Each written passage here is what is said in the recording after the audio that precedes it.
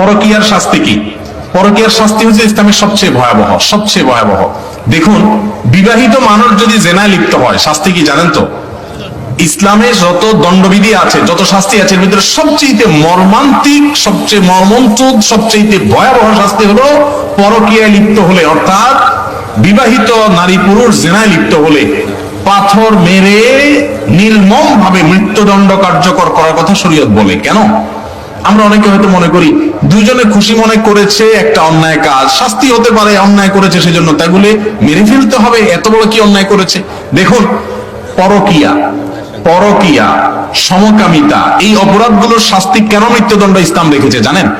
এর অনেক কারণের ভিতরে একটা কারণ এটা যে পৃথিবীতে মানব সভ্যতা, মানুষের অস্তিত্ব টিকে থাকবে বৈবাহিক সাধারণ প্রক্রিয়ার মাধ্যমে।